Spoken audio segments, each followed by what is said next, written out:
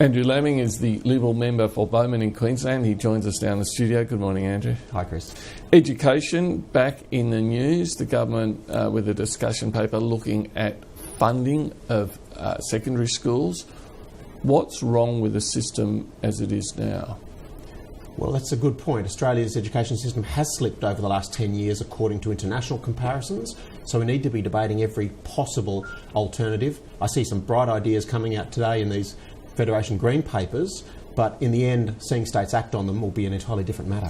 You say states act on them. Does the federal government not have responsibility to be funding secondary schools, both government and private?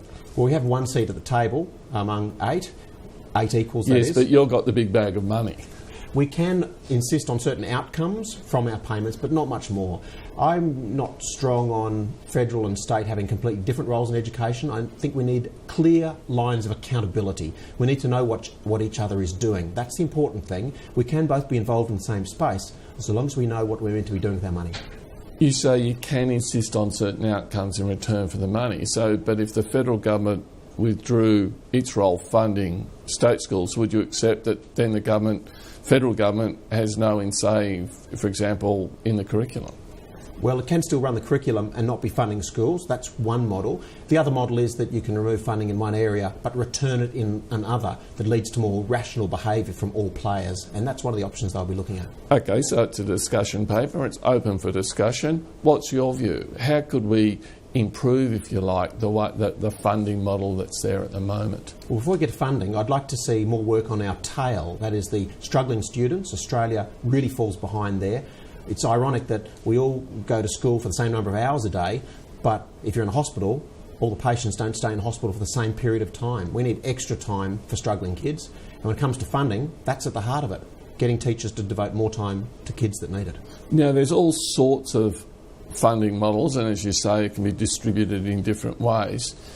Would it be acceptable to you if the overall amount of funding coming from the federal government into the secondary school sector, that it was cut in any way? I'd like to see it continue to increase. That's going to be the key to being a competitive economy. But we've got to be working in early intervention, obviously the K-12 and in tertiary education. Overall, that has to continue to grow. What degree should we see education, secondary education, as a private good where those who can afford to pay more should pay more, and how much should we see it as a public good that benefits the whole of society? It's a mixed, and I don't think I'll be able to give you a breakdown, but if you're heading towards the question of should high income earners be paying to attend a state education facility, my view is firmly yes. Why? Because ultimately the product has a value, the value should be reflected among those who have the ability to pay, and I think we already insist on the services charge for those going to university who are 18 years of age, yet some people refuse to have a similar fee imposed for those who are just a year younger at school. Okay, let's draw that out a bit more. How would that work in practice? Give us an example of how it might work in practice, higher income families paying for state school education. Well, we're now moving into a hypothetical, of course, but like every other service, it would be potentially means tested, and people who can afford to pay would be contributing to secondary public school education as an alternative to a low-fee independent school. If you were to do this, you'll see an exodus of high-income families across to low-fee independent schools who receive way less government funding than the state school place does. So there's potentially a lot of gains. But most importantly, my view is a price signal. And if people are contributing directly to school education, they're going to want a lot back for it. So an end result of putting some sort of fee, a minimal sort of fee, I think I saw a figure of $1,000 a year suggested, on wealthy families going to secondary schools. The end result of that is a benefit to independent schools. Well, almost certainly a benefit to the public as well, because the independent schools that many would move to, and the group that would be most likely to move would be the K-7s. You'll see, I still think, a very strong push to staying in independent schools as wealthy families in high school, but you'll see a big shift with that policy towards independent schools for K-7, and those people will move with impunity. If it's $1,000, you'll see a large move out of the state school system. That in itself may be a public bad, but ultimately the public funding of that position in an independent school is half of what it is in a state school. Isn't the end result though, of that, though, is you get this kind of two-tier education system where wealthier families go to private schools, less well off go to state schools. That sounds fine. But all the research shows that feeding into education is the expectations of parents. More successful, more motivated parents, that wears off on their kids. You're removing their influence from the state school sector. So my view is with the additional funding from the $1,000 a head, you'll increasingly see a more substitutable product with better funded public education. And in the end, what we want is state schools not to be the educator of last resort. And by increasing funding into them, you'll ultimately see them competing and becoming a substitutable product to an independent school. Really? So when that makes them more competitive when better off families are taking their students out? Some will be, but others will elect to stay and vote with their feet. You'll have to wait and see when you introduce the policy. But in the end, is that a good way of formulating policy, though, to wait and see what happens after you introduce it? Well, that's how it happens all the time, and this would be no different. But in the end, we want to see people contributing to a product according to its value. And with the current funding at the moment, $12,000 to $13,000 per child, up to $80,000 per child in the APY lands for a public school, that sort of investment should be getting you a competitive product. So, I don't know, is suck it and see a good way of formulating public policy? It's the only way it's been done up till now. It's very hard to get evidence-based policy. It occurs in very, very limited areas of public policy. Okay, let's just quickly move on to a couple of other issues. We saw the media reports dominating last week, these stories of Bill Shorten and what he did and didn't do when he was head of the AWU. What is the core allegation you believe being levelled at Mr Shorten? Well, I simply can't make any allegation at all, not having seen any of the primary documents and only having read what you've read. But on the face of it, this is taking secret payments, effectively a bribe, from the very people you're representing your union members against. It's a very confusing picture, but ultimately if you're taking payments from bosses in return for ripping off conditions, paying conditions from low-income workers, that to me is a sublethal or a lethal charge for a Labor leader.